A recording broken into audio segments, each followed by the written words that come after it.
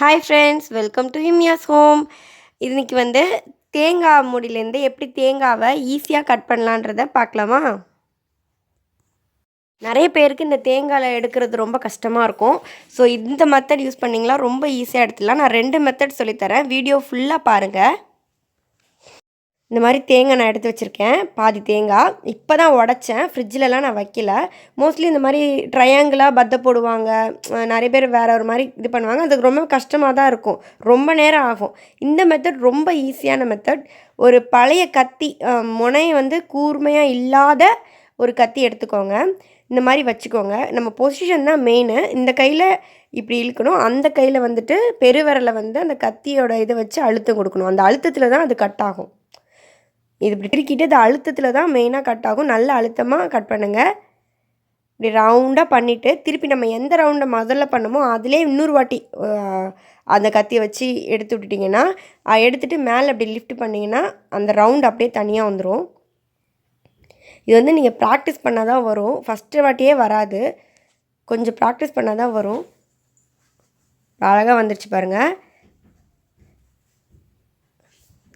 இப்போ நான் வந்து இப்போ நல்லா பாருங்கள். அது ஏற்கனவே நான் வந்து அந்த தேங்காவை, சில பேர் நினைப்பீங்க ஏற்கனவே ஓப்பன் பண்ணி ஓடை தனியாக எடுத்து உள்ளே செட் பண்ணிட்டு கட் பண்ணி காட்டுறேன்னு. ஸோ இப்போ தான் நான் இந்த தேங்காவே உடைச்சேன்.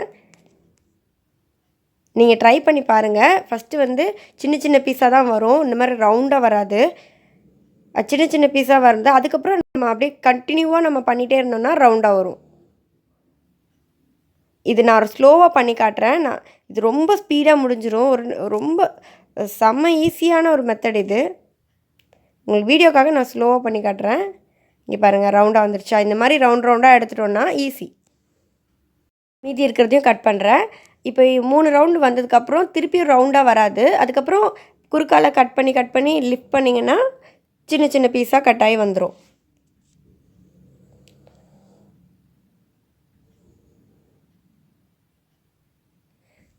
ஈஸியாக வந்துருச்சு எல்லாமே. இப்போ இதை கட் பண்ணி பாக்ஸில் வச்சிடலாம். அவ்வளோதான், கட் பண்ணிட்டேன். இப்போ பாக்ஸில் போட்டு ஃப்ரிட்ஜில் வச்சிடலாம்.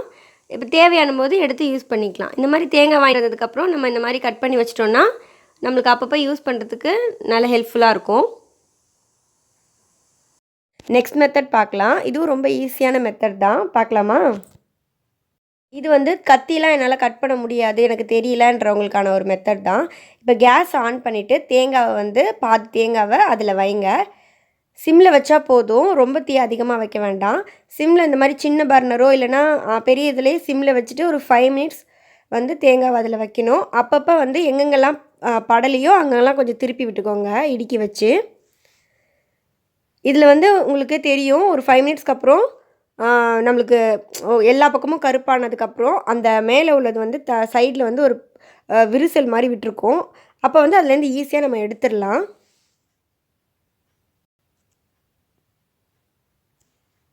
ஒரு பக்கம் குழம்பு தாளிச்சிட்ருக்கீங்கன்னா இன்னொரு பக்கம் அடுப்பில் இதை வச்சு அப்பப்போ திருப்பி விட்டுட்டே இருந்தீங்கன்னா அந்த குழம்புக்கு தேவையான தேங்காய் வந்து அரைச்சி ஊற்றுறதுக்கு ரொம்ப ஈஸியாக இருக்கும். இப்போ 5 நிமிஷம் ஆகிடுச்சு. இது பாருங்கள், நான் எடுத்துகிட்டேன். சைட்லலாம் லைட்டாக விரிசல் மாதிரி தெரியுதுல்ல, இந்த ஸ்டேஜில் நம்ம அடுப்பை ஆஃப் பண்ணிவிட்டு ஆற வச்சிடணும். இப்போ கொஞ்சம் ஆறிடுச்சு. ஆறினதுக்கப்புறம் எடுத்து பாருங்கள், பின்னாடி பிளாக் கலரில் தான் இருக்கும். சைடில் வந்து உங்களுக்கு சின்ன கேப் தெரியும், அந்த தேங்காய்க்கும் அந்த ஓட்டுக்கும் நடுவில். அதில் நீங்கள் வந்து கத்தி வச்சு லைட்டாக பெண்ட் பண்ணி விடணும். ஒரு 4-5 இடத்துல அந்த மாதிரி சுற்றி பெண்ட் பண்ணிட்டீங்கன்னா உள்ளேருந்து ஈஸியாக உங்களுக்கு வந்துடும். ரொம்பலாம் கஷ்டப்பட தேவையில்ல, அழகாக வந்துடும். வந்ததுக்கப்புறம் நம்ம எடுத்து கழுவி கட் பண்ணி வச்சுக்கலாம்.